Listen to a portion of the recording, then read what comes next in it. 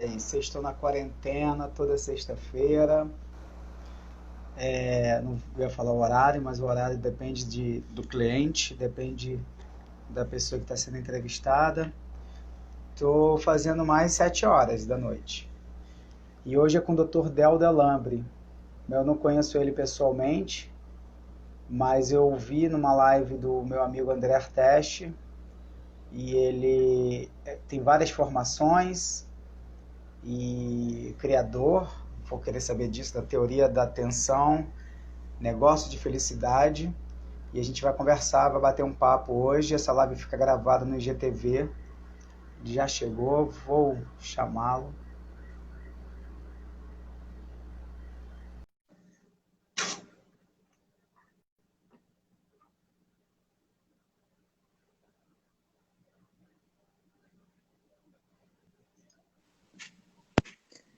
Olá, Agora, Bruno. e Agora aí, doutor, sim, tudo bem? tudo bem? Prazer conversar com você, Bruno. Prazer é todo meu. Tava falando que eu conheci, não conheço pessoalmente, né? Conheci através da live do André Arteste, Aham. e queria, como eu não conheço, normalmente eu falo muito do convidado antes, né? Mas como eu não conheço, eu queria que você se apresentasse aí para ficar gravado para as pessoas também, as pessoas saberem quem é você. Então, deixa eu acertar minha luz aqui. Cara, é engraçado a gente falar de nós mesmos, né? É uma coisa bem interessante. Mas eu vou me linkar um pouco com a sua área, né? Teatro, da arte. Eu brinco que a minha formação ela é uma formação que é acadêmica, mas é sempre a busca de sentido de vida. E durante um momento da minha vida, eu dialoguei muito com o teatro, com um projeto chamado Não Morra Sem Ir ao Teatro, porque no céu Deus pode te pregar uma peça.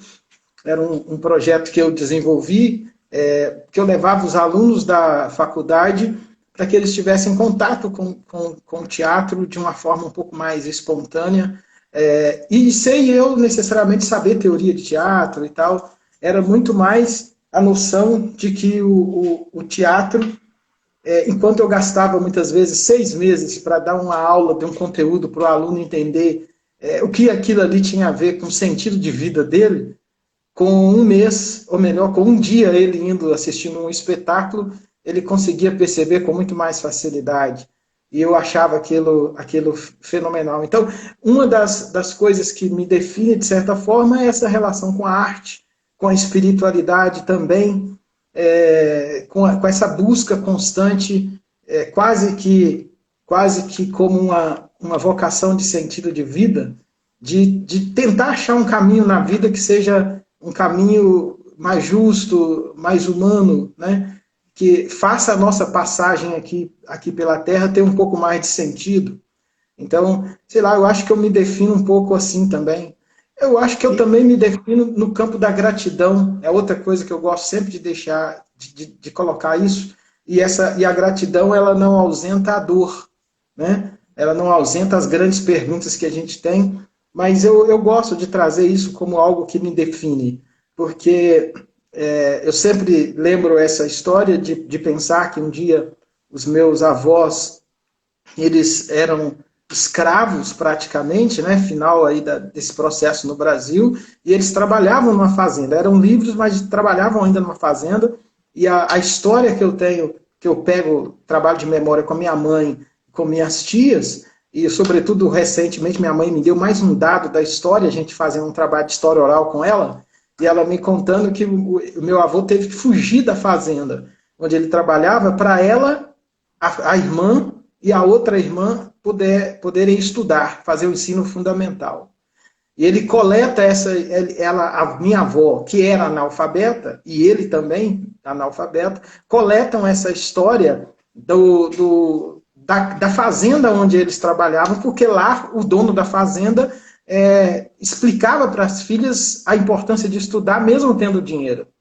Então ele trabalhava isso com as filhas também. E aí a história conta que eles fogem, então, e vão morar numa cidade pequena ainda, começam então a fazer o ensino fundamental, não tem o dinheiro, uma das minhas tias vai para Belo Horizonte, trabalha como doméstica, manda o dinheiro para casa, a irmã estuda, depois de uma geração de quase 50 anos depois, essa mãe fala a mesma coisa para os seus filhos, olha, vocês são negros, não tem nenhum problema quanto a isso, mas é importante estudar para você encontrar o seu lugar, o seu sentido de vida, e eu acredito nessa história.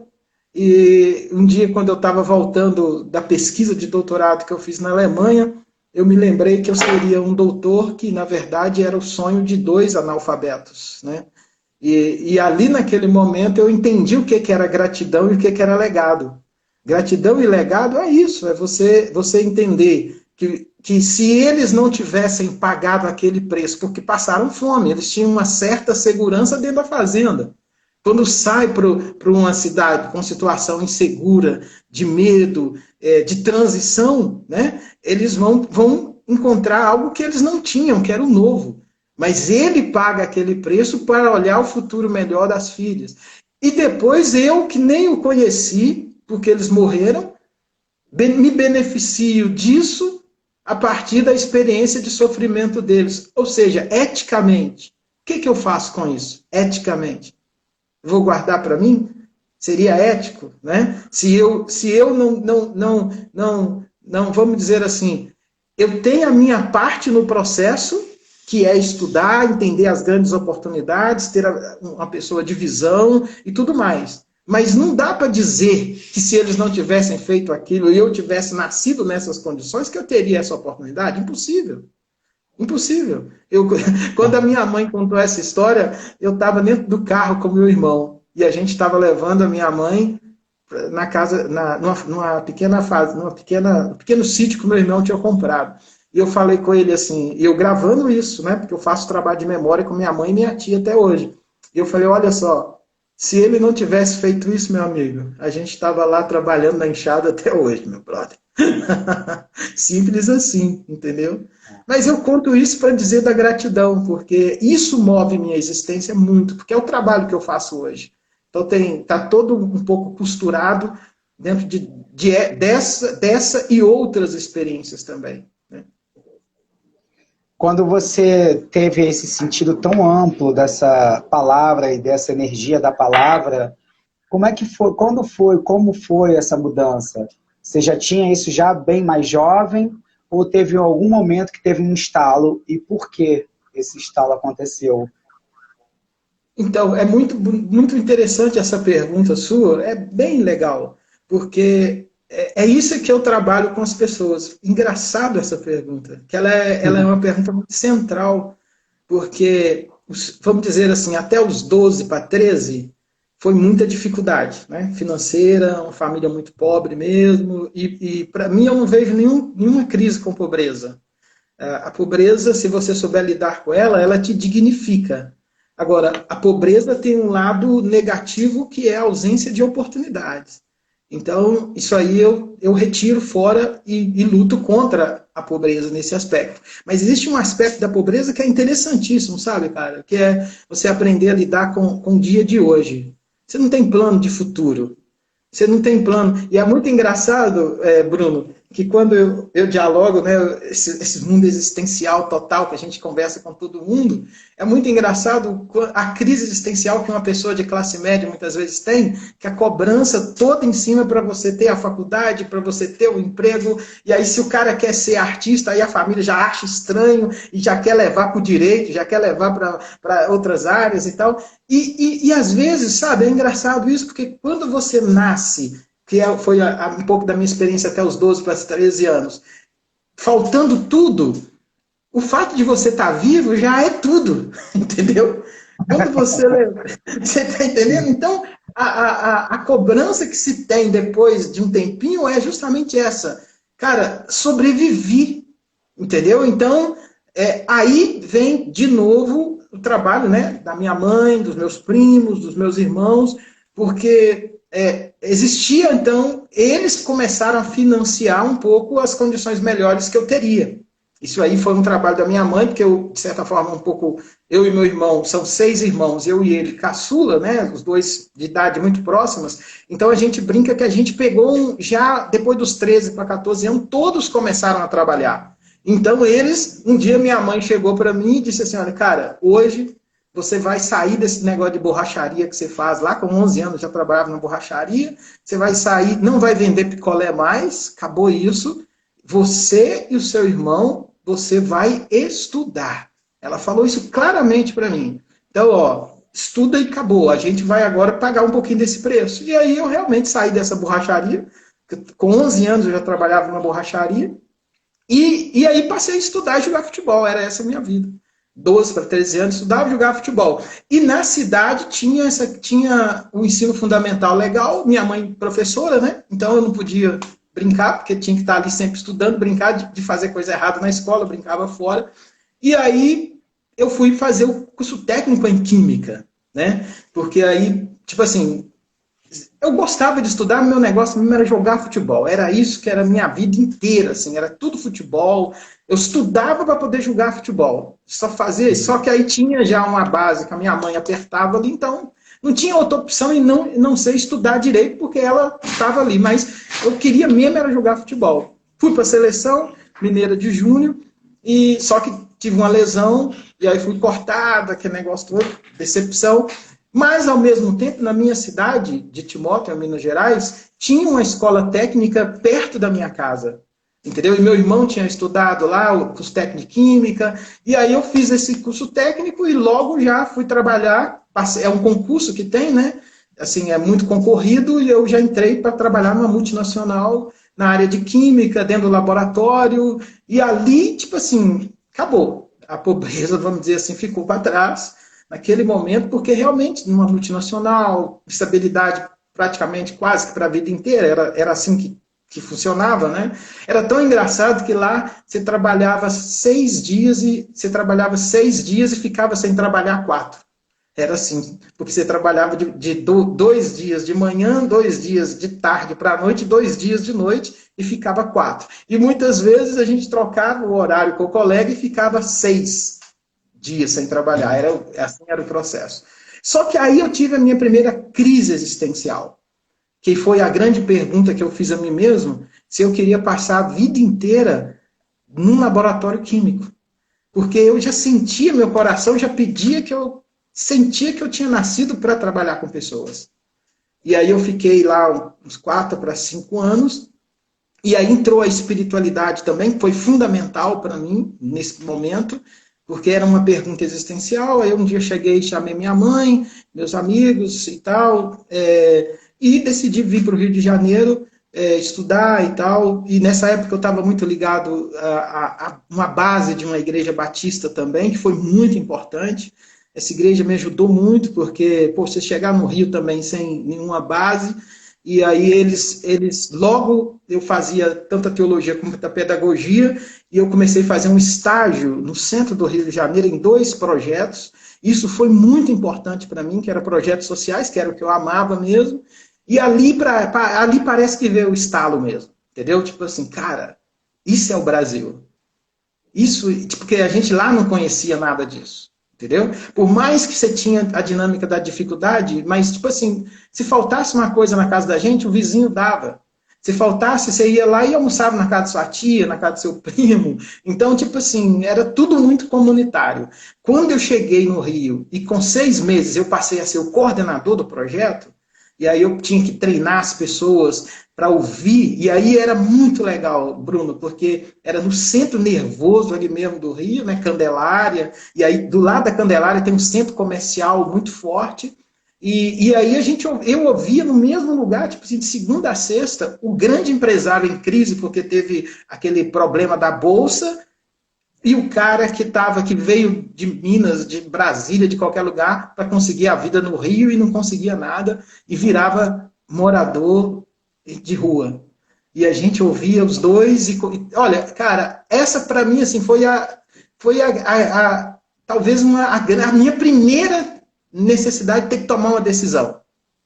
entendeu? Porque ali eu vi o Brasil de verdade. Eu não conhecia nada disso, nada. Isso aí era zero, porque no interior você não tem essa noção desse abismo mesmo de questão social e tal. Então eu diria que aí foi o grande estalo, e aí eu entendi que se eu quisesse ser relevante mesmo, não adiantava muito romantismo, entendeu? Eu teria que me preparar academicamente. Entendeu? Essa foi uma experiência, porque eu amava isso, pô, sair de uma multinacional com toda a segurança, com salário show de bola, com tudo garantido, para poder trabalhar na área de humanas. E aí eu descobri ali que não era, tipo assim, não dava, entendeu? Mas ainda assim eu insisti mais um pouquinho e optei, quando eu terminei esse estágio, esses 2 cursos, eu fui trabalhar numa outra comunidade para conhecer mais. Aí não era mais, era um movimento que eu quis mesmo fazer, de não ser mais as pessoas que vinham até mim, ao trabalho que eu tinha, mas eu falei, eu quero ir onde elas estão. Aí eu escolhi uma comunidade meio para fazer uma imersão, foi outra experiência fenomenal para minha vida. Ô Del, eu queria que você me contasse um pouco sobre a teoria da atenção, assim, quando você descobre esse lugar da teoria da atenção, quando dá esse estalo de criar, nomenclaturar uma teoria e como se aplica, né? Como é que isso é prático? Como é que se coloca na prática? Legal, tem 2 amigos aqui meu que entraram aqui, é um advogado, Washington, e show de bola, garoto bom, fez curso de teologia também, o Rafael Teles também, outro garoto bom também, faz um trabalho muito legal ali naquele morro que tem atrás do Leme, eu esqueci o nome. Babilônia ou Chapéu Mangueira? Eu acho que é Babilônia. Rafael Teles, ele e o Valdemar. A minha bisavó, que era negra, foi criada no Chapéu Mangueira. Eu jogava capoeira ali no Copa Leme e eu subia lá para entregar ficar lá regulando os remédios que ela tomava no final da vida dela, minha bisavó, Dona Efigênia. Então, veja só que interessante essa pergunta sua. Porque, olha, eu já vinha fazendo... Percebe que nesse processo tem várias transições. Só que a gente não para refletir sobre elas, né? Mas eu estou fazendo transições. E aí, quando muito ligado à teologia e ligado à espiritualidade, eu vou trabalhar dentro dessa comunidade... cara, foi uma experiência muito legal, mas ao mesmo tempo muito sofrida. Porque era de novo, eu vivi a experiência de novo, de um lado. A gente está muito focado, por exemplo, foi um projeto tão legal que, de novo, uma igreja batista, eu apresentei um projeto para eles e a gente construiu uma igreja com um plano de educação, com um prédio de educação dentro de uma favela, no valor de R$200 mil. Assim, em 6 meses, pá, construiu tudo. E aquilo virou a base de retirar aquilo que o mal, né, o tráfico fazia, a gente passou a colocar tudo lá como projeto de educação. E aí as ONGs, a gente reuniu as ONGs, porque os encontros aconteciam num lugar onde, por exemplo, algumas coisas não é possível falar, mas tem um lugar, tipo assim, chegou um projeto que foi financiado e os garotos daquela comunidade serão beneficiados. Então, eles foram. Então, eles tinham aula de manhã, de tarde e à noite. Mas quem vinha dar a última aula, quem você acha que era? Era o dono. Entendeu? Só que aí a galera que entendia isso, que era o pessoal das ONGs, que era show de bola, 2 garotas, nós conseguimos tirar isso dali e levar para esse prédio de educação que a gente tinha. Então a gente passou a ser a referência para o garoto, entendeu? Então era de um lado muita dor, você não tem ideia, sabe? Muita dor de se ver jovens sendo mortos, aquele processo todo, mas de um lado uma transcendência inexplicável. Entendeu? De solidariedade também na dor. A gente sentava, chorava junto, crescia junto, aprendia todo mundo junto. Era um projeto, era uma experiência muito comunitária, sabe? De pessoas que só não saíam dali porque não tinha outro jeito, ele não tinha como mudar. e sonhava em mudar a realidade dele como era possível, entendeu? Então, ali veio em mim um pouco, de novo, o estalo de que mudança, de fato, tem que ser estruturada. E aí eu tive a ideia de que eu precisava também de viver uma outra experiência que era fora do Brasil, que o Brasil é legal, é show de bola, mas é sempre interessante você ter outra experiência de comparação. Aí eu entrei com um projeto, eu fazia o doutorado na PUC, e fui fazer o doutorado na Alemanha. Fazer uma parte no Brasil, outra parte na Alemanha. E Bel, deixa eu só cortar e te perguntar uma coisa. O doutorado que você fazia na PUC era pago? Você pagava a PUC? então, no doutorado, na PUC, ninguém paga.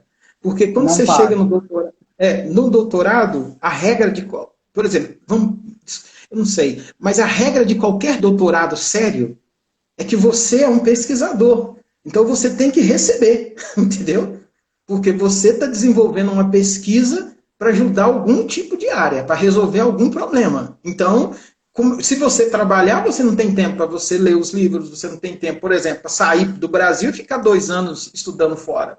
Então a lógica é, você não pode trabalhar, entendeu? Ou você tem, no mínimo, alguma coisa que seja meio expediente. Por exemplo, na PUC, por exemplo, a gente tinha aula de segunda às quinta, de 11 da manhã às 17 horas, ou seja, e leituras assim de 7, 8 livros por 15 em 15 dias.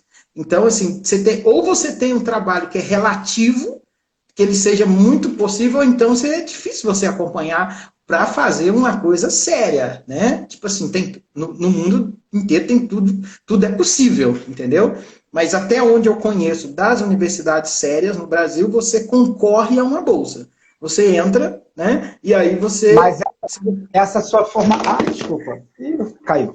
Essa sua formação até chegar no doutorado, ela foi como? Ela foi financiada? Foi bolsa? Você pagou? Eu que tenho essa curiosidade. Não. Eu só paguei meu segundo doutorado. Esse não. Esse eu tinha bolsa, que é a bolsa PUC, e eu acho que eu nunca recebi bolsa do governo brasileiro de CAPES, essas coisas, porque eu tinha bolsa PUC. Eu entrei na questão de PUC, porque, por exemplo, quando eu fui para fora do país, eu entrei em bolsa PUC. E aí foi muito inteligente essa pergunta. É outra pergunta inteligente. Eu não estava nem me lembrando dessas coisas. Não, é sério. É legal, porque são coisas que às vezes... Quando que você vai falar sobre isso, se ninguém te perguntar? Percebe? Entendeu? Veja só que interessante. Eu me lembrei de um detalhe aqui que isso me marcou também muito. Porque... eu tinha um CR muito interessante e a pesquisa que eu queria desenvolver fora do Brasil tinha um lugar que era tipo assim, o melhor do mundo, que era na Alemanha, e era especificamente numa cidade, porque era uma pesquisa que ela unia literatura, teologia e religião ao mesmo tempo.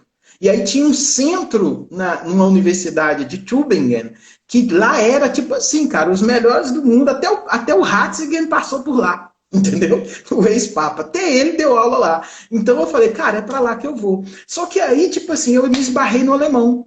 Pô, e agora? Não estudei alemão, não vim de família que estudou alemão. Só que quando eu tinha chegado na PUC, tipo assim, eu cheguei na PUC e aí eu mirei num professor que era o melhor da área de história e tal. E quando eu fui bater um papo com ele, da teologia, ele virou para mim e disse assim, olha, cara, vou te dizer uma coisa, ó, eu vi, você tem condição sim de fazer era mestrado na época, você tem condição de estudar comigo e não sei o quê, mas ó, vou falar com você uma coisa, quer estudar comigo? Eu falei, quero. Aí virou para mim e disse assim, ó, lá no céu, vocês podem até falar em hebraico, mas aqui na terra você fala em alemão. E falou assim, ó, tá aqui um bilhete, escreveu um bilhete, falou, vai lá no curso de letras e você vai matricular só no curso de alemão. Você vai fazer lá. Não interessa o que você vai fazer lá. Aí eu peguei o bilhete, fui lá, eles anotaram, não sei o que lá que fizeram, e eu comecei no outro semestre a fazer. Aí eu vi o problema, que o negócio era muito difícil e tal, mas é aquela história, né? Quem já superou a fome, qualquer coisa para frente, você supera, e eu falei, eu vou aprender isso aqui, que é para lá que eu quero ir. Aí eu passei, de fato, para o doutorado, chegou a oportunidade. Olha, eu já estava estudando há 3 para 4 anos o alemão, percebe? Só que aí vem a sua pergunta. Se eu tentasse pelo governo, eu não conseguia. Porque pelo governo você tinha que ter, no mínimo, dava uma média na época de 6 a 7 anos de alemão. Para quem que são essas bolsas? Para quem? Quem tem luxo no Brasil de ter já inglês, de ter francês e vai escolher alemão por hobby? Aí fica o dinheiro para eles. Aí eu não tinha, de fato, condição. E aí eu apresentei o projeto para minha orientadora, ela falou comigo, ó, cara, seu CR é 9, não sei quanto, escolhe qualquer lugar do mundo que você vai, qualquer que você quiser. Escolhe, me dá o projeto, que aí eu escrevi o projeto, mandei, e por causa disso, a prova não seguia os critérios do governo brasileiro. Aí eu consegui ir com o alemão que eu tinha. Olha a diferença. Aí, óbvio, cheguei lá e caí para dentro. Estudava alemão, escola mesmo. Eu me matriculei em escola de curso intensivo, estudava alemão de 8 da manhã a meio-dia, todo dia. Segunda a sexta. Ou seja, eu tenho que correr atrás do prejuízo, cara. Não tem conversa, eu tenho que aprender. E isso, então, deu essa base de entender que a Alemanha, e mudou realmente minha vida, e 100%, entendeu? 100%. Deixa eu falar. Então, vou de novo nessa pergunta. E a teoria da tensão? Então, aí eu vou ter, de novo, boas perguntas que você está fazendo. Porque não, eu posso fazer essa e posso já emendar numa outra que está lá na Alemanha, na Europa, no oceano. Aí você vai. Deixa essa que eu acho ela interessante também. Tá bom. Encaminha na outra pergunta que você fez. Tem uma outra questão, Bruno, que quando você faz um doutorado, você precisa se encaixar dentro de alguma pesquisa, sacou? Não tem como. Tipo assim, há uma certa carência de possibilidades. Então você tem que encaixar no do professor X, no do professor Y, no do professor Z, no do professor B. E aí você se encaixa porque você ama esse caminho. Só que nem sempre você faz o que você realmente queria fazer. Entendeu? Mas você se encaixa, passa a amar.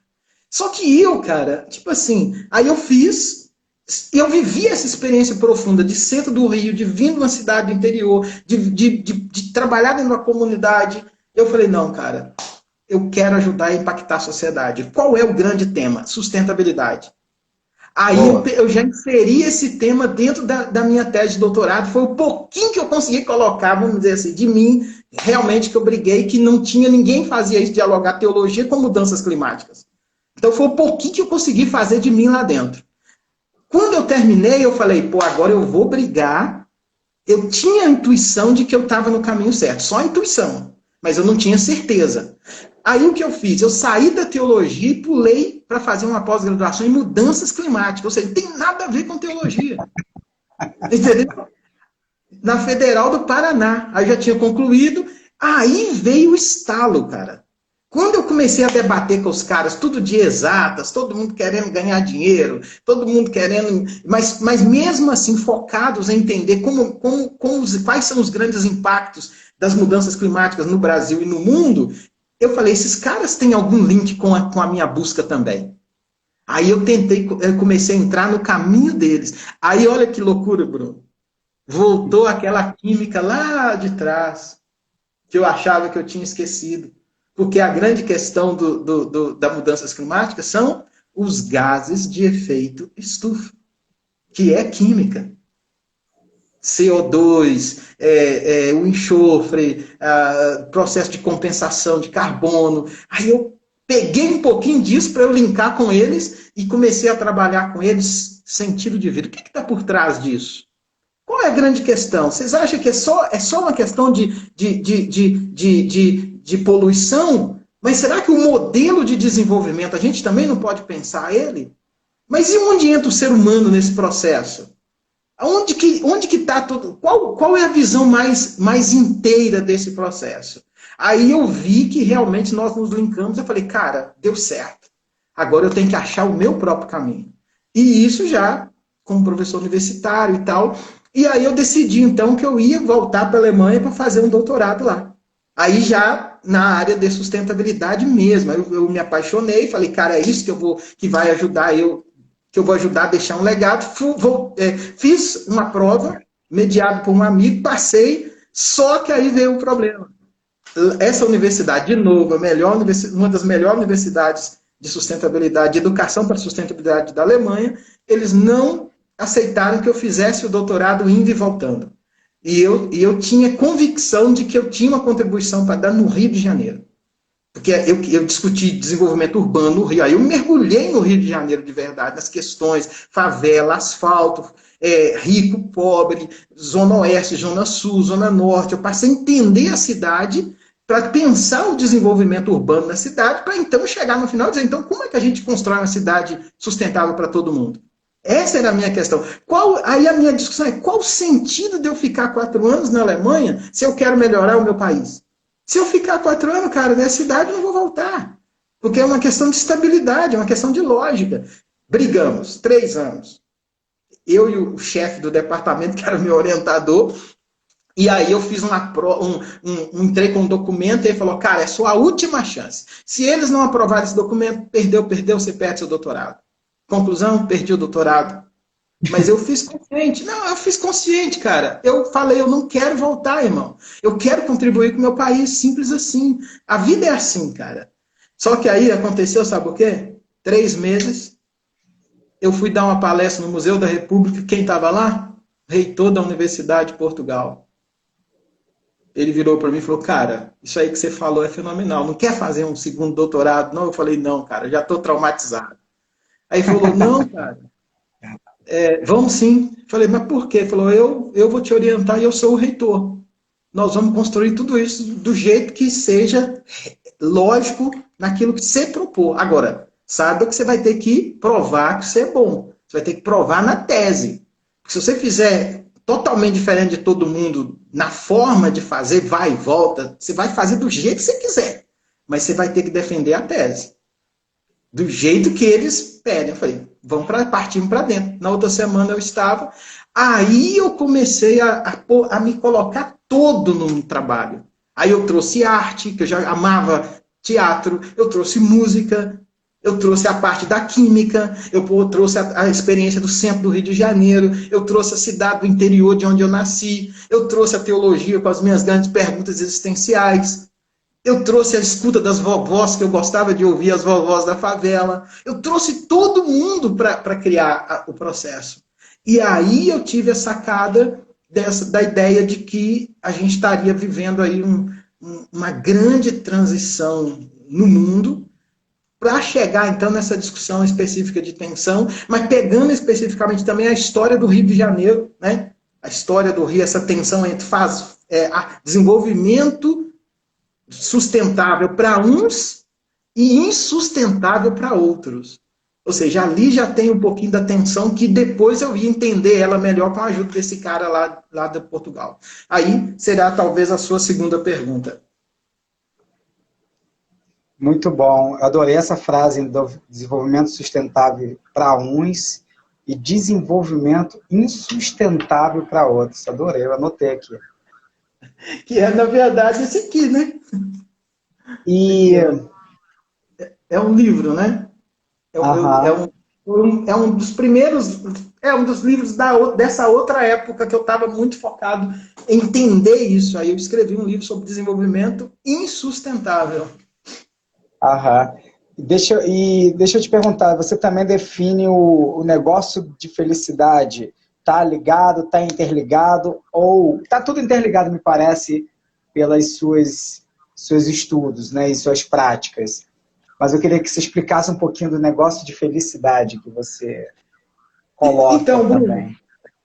Então, veja só o que aconteceu.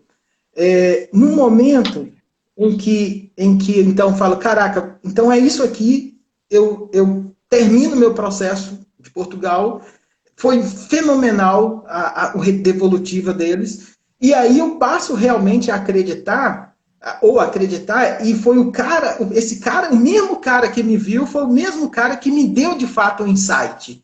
Ele, um dia, faltando 2 dias para eu defender a tese, ele fez um coach comigo de uns 30 minutos, e ele, no final ele falou, cara, você precisa acreditar que você criou uma teoria.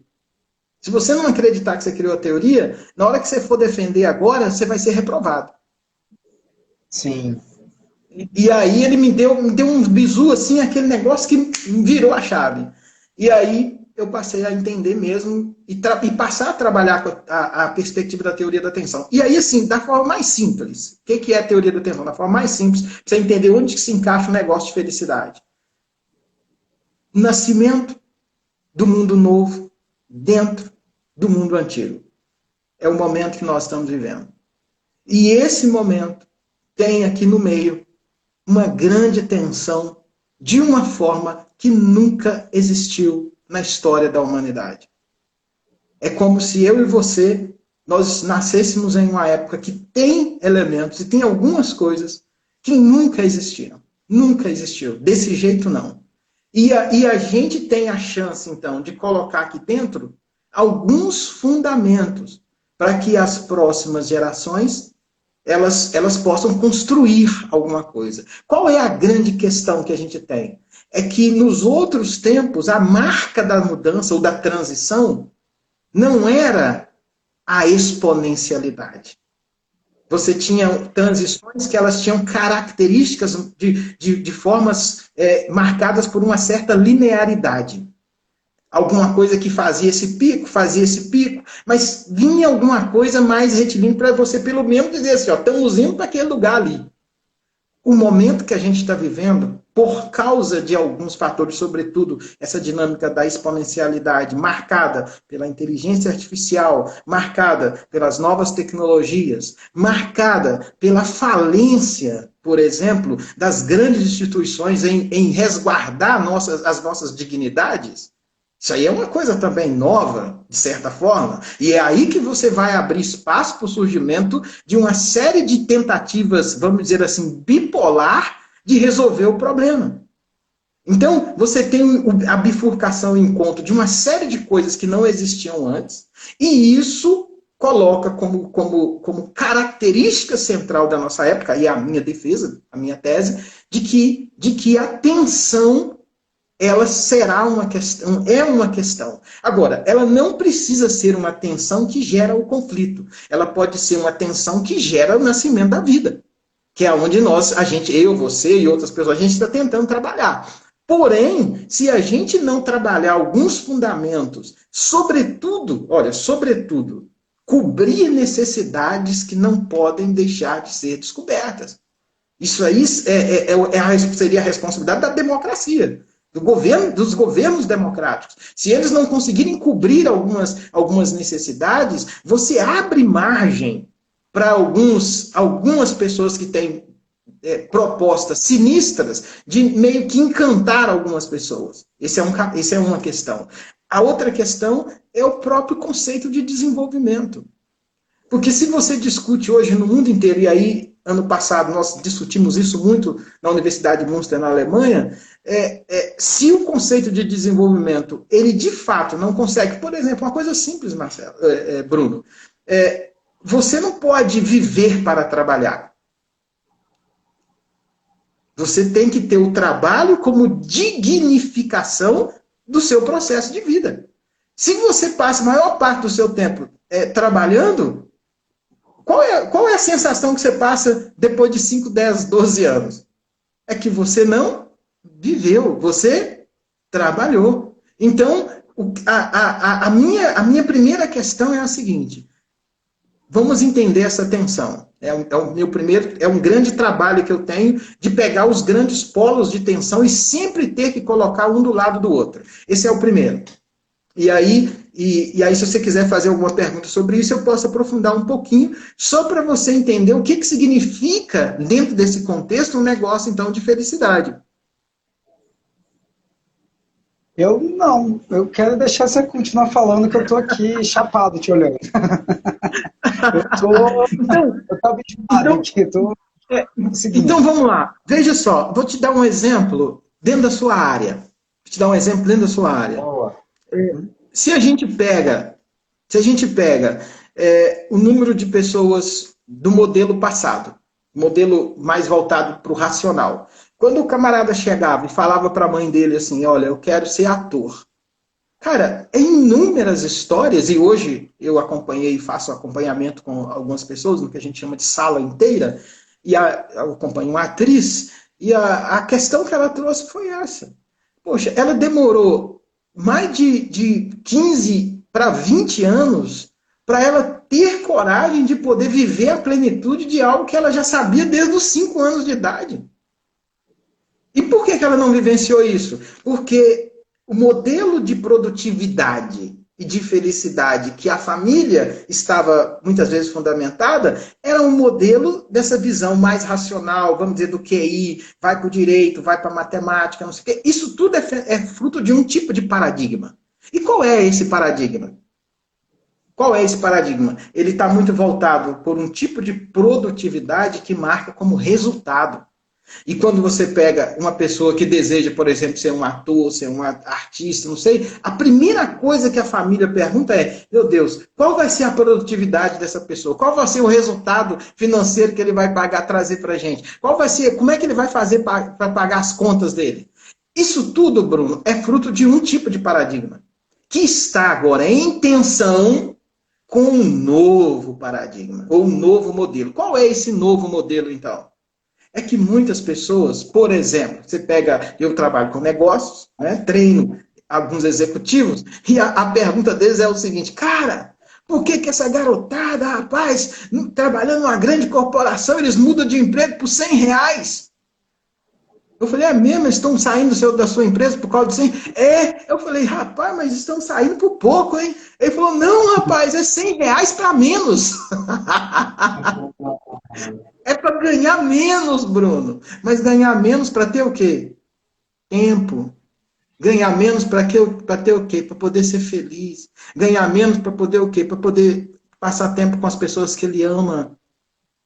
Por quê? Porque como a gente está numa grande transição, ou numa grande tensão, as pessoas estão olhando o resultado de como as pessoas que vieram antes deles viveram. E aí, na minha leitura, nessa tensão, há grande chance da gente reconstruir esse processo. Por isso o negócio de felicidade. Que, na verdade, o negócio de felicidade, ele já é a construção. O que eu tenho, o que a gente trabalha aí é pegar a teoria da atenção e aplicar ela para o desenvolvimento pessoal mesmo, aí é o que eu faço hoje mesmo. Ou seja, é tão amplo as possibilidades que eu foco. Às vezes eu saio, dou a palestra, mas eu sei aonde que eu quero deixar meu legado. Então, eu fiz uma aplicação da teoria da atenção exatamente para o desenvolvimento pessoal. E aí o primeiro nível que a gente trabalha é a tensão entre ser você e ser aquilo que fizeram de você. Então, essa primeira tensão para a gente, essa consciência que não é na razão, porque se eu te faço ser consciente na razão, eu estou voltando para o outro paradigma que está morrendo. Eu quero que você seja consciente no coração. E não é emoção. Não é emoção, é coração, porque é o coração que te dá o sentido de você estar integrado. Se ele parar, você morre. E aí a gente volta para um outro lugar, que é uma outra palavra que a gente trabalha, que é o poder de vida. Que aí a gente ensina a pessoa a respirar de novo, no primeiro lugar da existência dela. Que aí eu acredito, e pelos resultados a gente percebe isso, que ao fazer isso, que a gente chama de poder de vida, aí tem uma discussão filosófica também, né, que é a ideia do poder de vida, que gera a vida, e o poder de vida que já está dentro da vida. Então, como sendo a sua primeira respiração é o que movimentou a vida, você, Bruno, ninguém respira igual a você no planeta. Então, o que te define não é a modernidade. Descartes, penso, logo existo. Não, eu estou fora. Para mim, eu respiro, é o que marca que eu estou vivo. É aí que está a existência. E quando a gente consegue possibilitar que a pessoa, em algo simples, nada mirabolante, de uma forma simples, ela consegue voltar a esse lugar, que não é voltar, não é retorno, não é regressão, não tem nada disso. É Del, só se... é uma pergunta boa que pode entrar dentro do seu discurso da Carol Pode Gomes. fazer. Tensão é um nível de estresse? Então, nesse caso, não. Nesse caso, a gente trabalha, o estresse já seria um nível, vamos dizer, mais negativo de um modelo de vida que você está aqui, olha, sendo esticado. Esse é o conceito que a gente trabalha de estresse. São situações que você não consegue mudar, que você está sendo esticado. E é bom ter vindo essa pergunta, Bruno, porque como eu trabalho ajudando as pessoas a transitar dos trabalhos, das ações e das atividades que elas não gostam, em geral, elas estão esticadas, elas estão estressadas.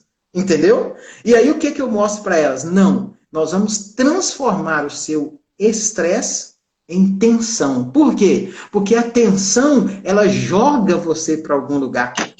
Entendeu? Ela te possibilita ir para algum lugar. Então a gente transforma a tensão negativa do ambiente, daquilo que a pessoa faz, em uma tensão positiva, que aí é o planejamento para ela poder ir para o caminho que ela precisa ir. Mas é fundamental enfrentar essa tensão entre aquilo que fizeram de você e aquilo que você quer ser. E aí esse ponto eu acho ele muito legal, que ele é libertador, porque a gente chega para a pessoa em um determinado momento e mostra, cara, calma, ninguém poderia ter nascido no vento. Todos nasceram em algum lugar, em alguma dimensão, você é o que fizeram de você. Agora, a questão é, você precisa ter a chance de viver a tensão para você realmente escolher o que você quer fazer de você. Agora, você vai escolher pela experiência de descoberta do seu poder de vida. Porque é ali que está aquilo que você gosta, que você ama, com exercícios simples. E aí, se a pessoa realmente deseja fazer a transição, que tem gente que fala, cara, então eu quero viver disso. Aí nós mostramos as diversas possibilidades que existem no mercado para a gente construir um negócio de felicidade. Eu trabalho para isso o tempo inteiro. Porque, para mim, eu tenho um jargão que é: você nasceu para ser feliz e a gente tem que trabalhar para viabilizar a sua felicidade, entendeu? Por mais difícil que isso seja, mas é possível. A Carol está comentando aqui, olha, Carol Gomes. É difícil. Te Eu estava entendo, pensando cara. aqui, Léo, Ah, eu pensei em várias perguntas. Aliás, eu estou quase nem tendo roteiro mais, né? Mas tudo bem, faz fica à parte. vontade. Pode soltar o roteiro, Bruno. Pode soltar o roteiro. Não, eu sou meio de improviso mesmo. Eu só deixo um papel para ter uma segurança. Mas eu estava pensando se você alinha também em que nível a intuição, uma intuição que vem, né, da pessoa sobre determinadas escolhas, que o ator lida com muita intuição, o artista, de uma maneira geral, Uhum, na escolha de um trabalho, né? uhum. Quais são os critérios e seja na sua produção artística, né? O ator vai, pega um trabalho, tem uma hora que é racional, se eu estou fazendo uma biografia, tem uma hora que tem livros sobre isso e tem uma hora que sou eu. E parte Uhum. de uma intuição minha sobre uma determinada personagem. Você lida com isso, vocês falam nessa baliza, vocês pensam nessa baliza da intuição, e a Carol, já vou emendar com ela, autossabotagem, como lidar, então fica nesses dois lugares aí, intuição e autossabotagem. Vamos primeiro para a intuição, porque a autossabotagem é um tema central para a gente, Marcelo. Central. E eu vou explicar por quê e a Carol vai entender. Vamos colocar a Carol no nosso papo. Veja só que interessante. Quando eu posso aprofundar, porque isso aqui a gente está batendo um papo, né? Mas existem níveis de aprofundamento de pessoas que fazem a minha formação, de pessoas que vêm para uma masterclass, de pessoas que vão para uma mentoria e tal. E aí, quando eu mostro para ela, para ressignificar a história de vida dela inteira, dizendo, cara, pode respirar no lugar do seu poder de vida, que é a razão da sua existência. A primeira coisa que você fez na hora que você chegou no mundo foi sofrer e ter prazer. Sofrer e ter prazer. Por quê? Se sofreu, porque se pudesse, você ficava lá na barriguinha da sua mamãe, quietinho lá dentro. Só que é desconfortável, você teve que sair. Ao sair, você já começou a experimentar a primeira grande tensão. Por quê? Se você não respira, você volta e morre. Se você respira, você sofre. Então, veja bem, respirar por conta própria é sofrimento. Então, esse sofrimento, ele é ressignificado com um mistério que nem eu e nem você conseguimos explicar, que é a vida que venceu a morte.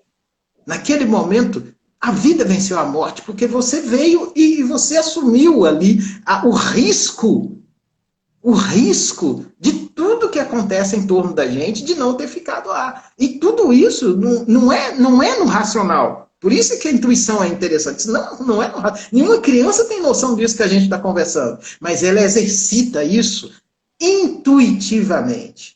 Aí eu vou descer um pouquinho mais. Eu vou descer mais um pouquinho para dialogar com você na sua pergunta. Na teoria da atenção, quando aplicada a desenvolvimento pessoal, que é o que nós estamos fazendo aqui, eu coloco 3 grandes bases para na hora que eu vou te ajudar a descobrir o poder de vida.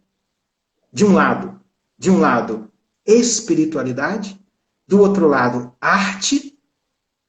Toda captação artística, inspiração artística, plenitude artística, imersão artística, tudo que a arte te traz de conexão em 3 grandes movimentos. Para mim, a arte tem 3 grandes movimentos de conexão. É a conexão para o não saber, a conexão que traz o artista à consciência do que ele está captando, e a terceira conexão, que é o artista que agora organiza a conexão, que poderia chamar de intuição, que poderia chamar de captação mesmo artística. Então, a arte está nesse lugar. No meio do poder de vida está a sexualidade. E do outro lado, a espiritualidade. Então, veja, as 3 grandes coisas que a pessoa faz, que ela sente o quê, Marcelo? Bruno? Prazer, cara. Veja, essa primeira experiência de existir, incluindo a dor, é uma experiência de felicidade e de prazer, mesmo que a situação seja aquela mais difícil.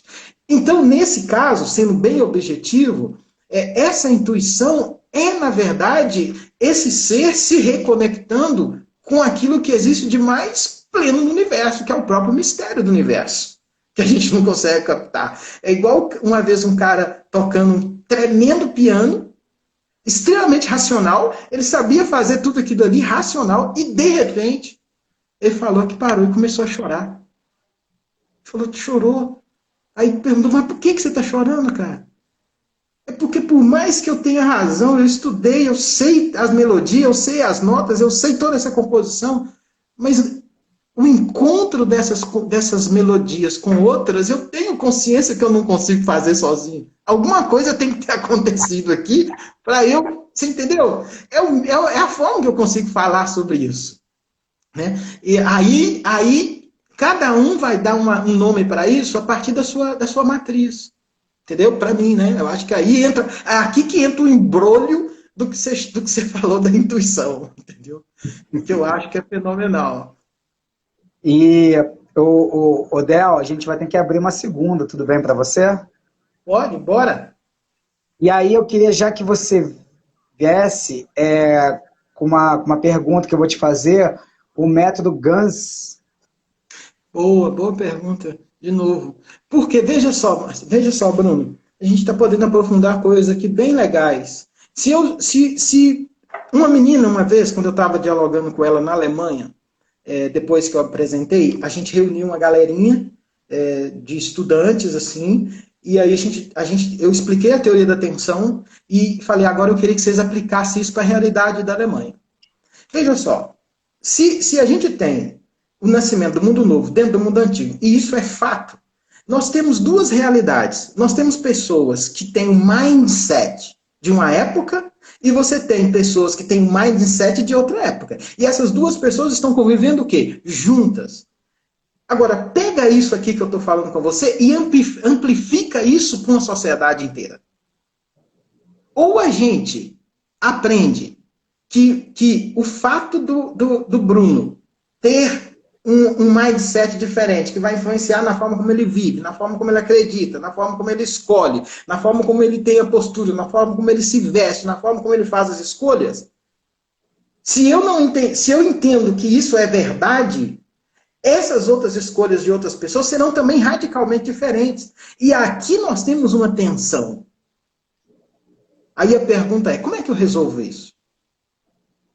Porque se não tiver um mediador aqui, o que essas duas pessoas vão fazer no final? Se todas as duas acreditam que tem a verdade, e todas as duas têm a verdade. Porque elas estão falando a partir de matriz de construção mental mesmo, sabe? Cultural, forma de ver o mundo, forma de enxergar a realidade, forma de entender que ele acha que ele está certo.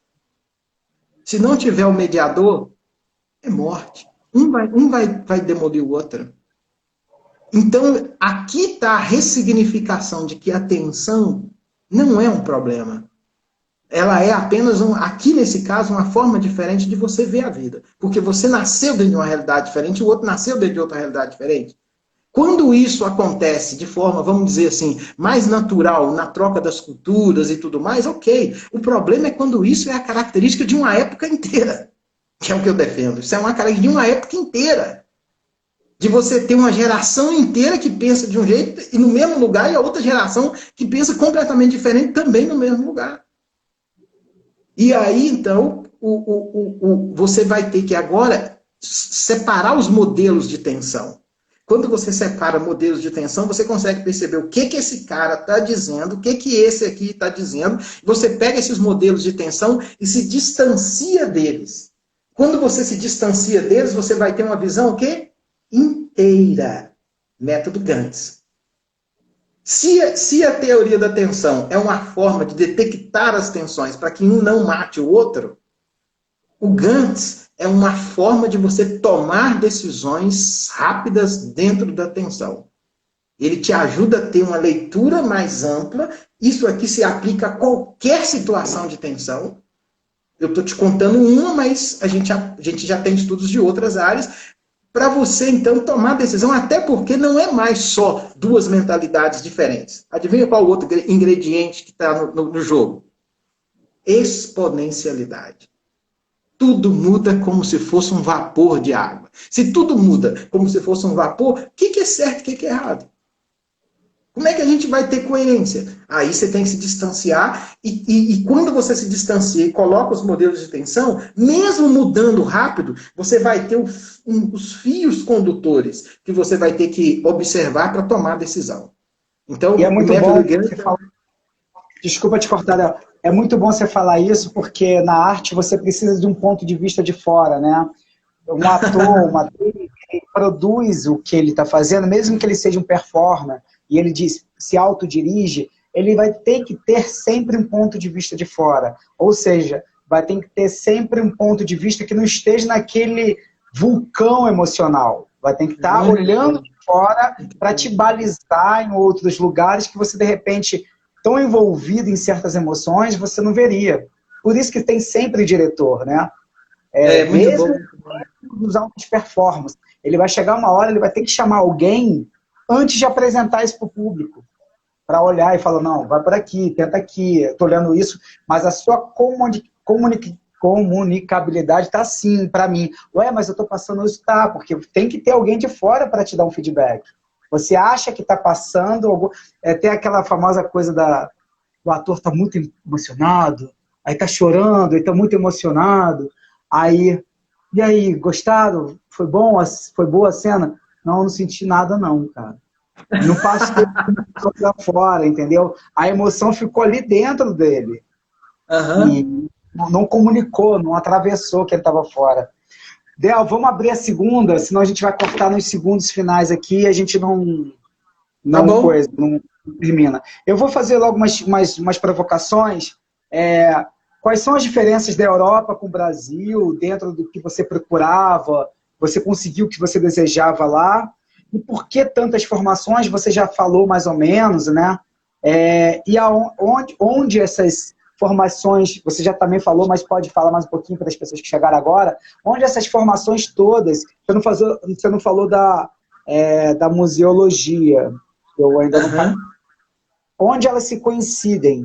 Onde elas namoram? Tá ok. Já volta.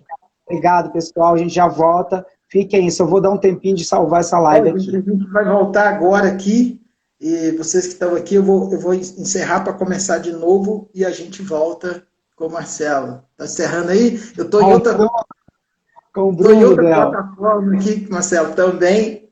A gente está em duas plataformas ao mesmo tempo. Ótimo. Vou encerrar aqui. Ui, caiu. Vou Valeu. encerrar.